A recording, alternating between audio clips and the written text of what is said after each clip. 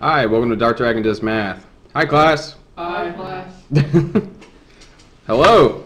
All right. So we're expanding algebraic expressions today, and really, the truth is, we're just using the distributive property, which is why I have it written right here. So let's go ahead and get into it. If I have a problem like this with a number in front and two terms in the parentheses, or however many terms in the parentheses, basically all you're doing is you're taking the number in front and you're going to multiply it by everything inside, which is you're basically distributing 1/2 times 2x, 1/2 times 4. So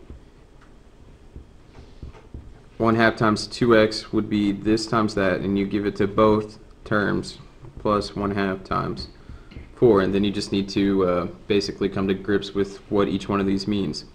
Half of 2x is 1x. Half of 4 is 2, and that's literally it. We're done.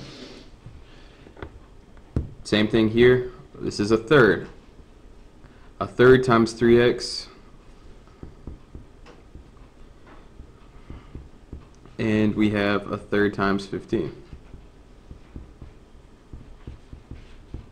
Alright, this one's not as obvious, so I'm going to go ahead and multiply it across. This is like 3x over 3. And the 3's end up canceling out, so that one's equal to x. This one is like 15 over 3, which 15 divided by 3 is 5. So we have x plus 5, and that one's finished as well. So that's doing it with the fraction in front. Go ahead and try these two on your own.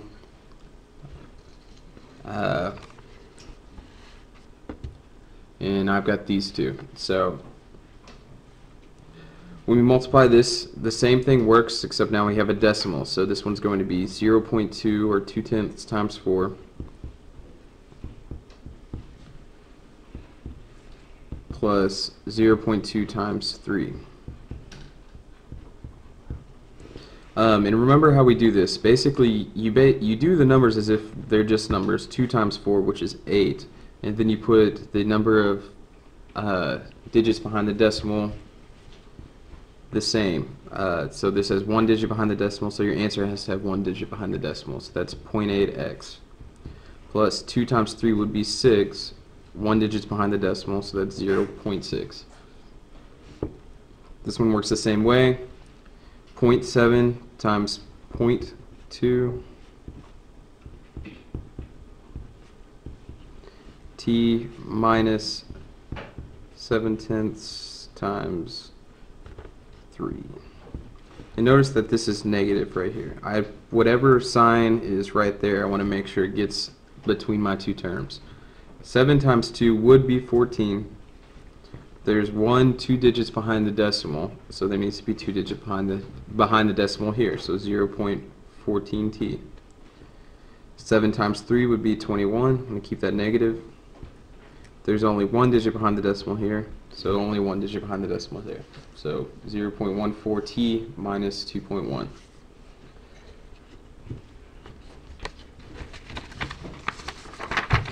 Got your staple this time. Okay, so these two are for students. This one's for me. Now I'm working with negative numbers here. So it's going to work the same way. I'm going to keep the -3 and multiply it by this whole thing. So -2 over 3, and to help myself, I'm going to write that as -2 over 1, -3 over 1.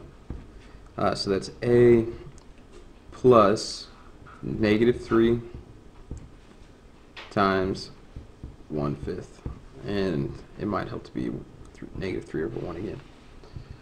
Multiply straight across. -3 times -2 is positive 6 over 3a. -3 times 1 is -3 over 5. And I'm going to make that plus go away, mostly because of plus and negative. It's easier just to simplify that and write a minus sign, because they mean the exact same thing. When you add a negative number, you are just subtracting. So 6 over 3 is 2. This becomes 2a minus 3/5.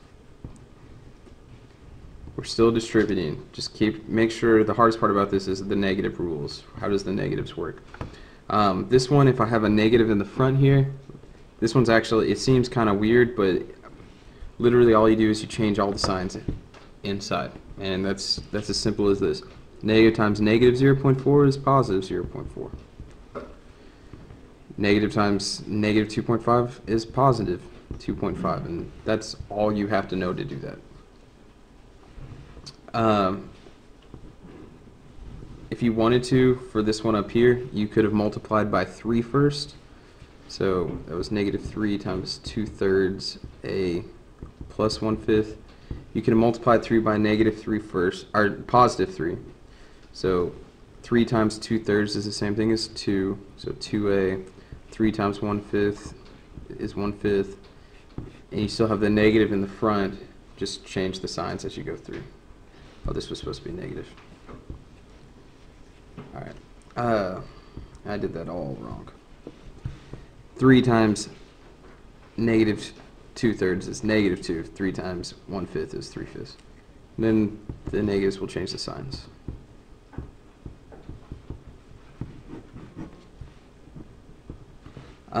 And then, so these are y'all's. Finally, these 3 right here. So these are going to work the same way, except when I'm done, I'm going to simplify the problem. So we're going to distribute, and then we're going to simplify. So 4 times p is 4p. 4 times 5q is 20q. I'm doing that by just the numbers. 4 times 1 is 4, 4 times 5 is 20, keeping the variables in the back, minus 3q, and then we just simplify. This p is all alone, so it's going to be 4p. 20q minus 3q is going to be 17q. So we do that and we finish.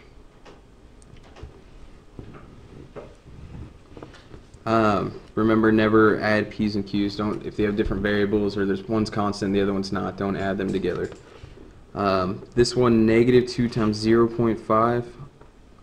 Negative 2 times 0.5. Well, negative 2 times 5 would be negative 10. There's 1 behind the decimal, so that's like negative 1y, negative 1.0y. And if it helps, write it like that. Minus 2 times negative 3. Maybe this one might be easier just to write out.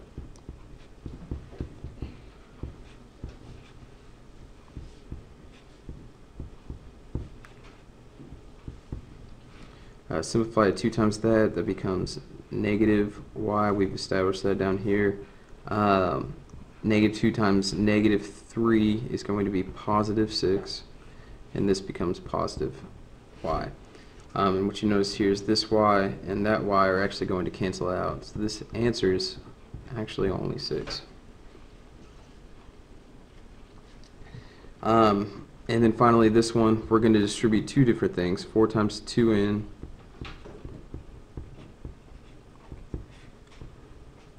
plus 4 times 5. And then the negative times n becomes negative m. Then we're going to go negative times a negative 1. Alright, so 4 times 2 is 8. That's 8n. 4 times 5 is 20. This is negative m. And then a negative minus a negative number becomes a positive. There. Continue to simplify. 8n, there's no more n's. That's going to stay. 20 and positive 1. Okay, so 20 plus 1 would be 21. And then minus m. So the order of your terms doesn't matter. Not really. But that's about it. So we want to keep the variables separate with the constants, and yeah. So we'll go over any questions we have. If there's something that wasn't clear, I know I messed up in the middle. So these 3 are y'all's to work on. Have a good day doing math.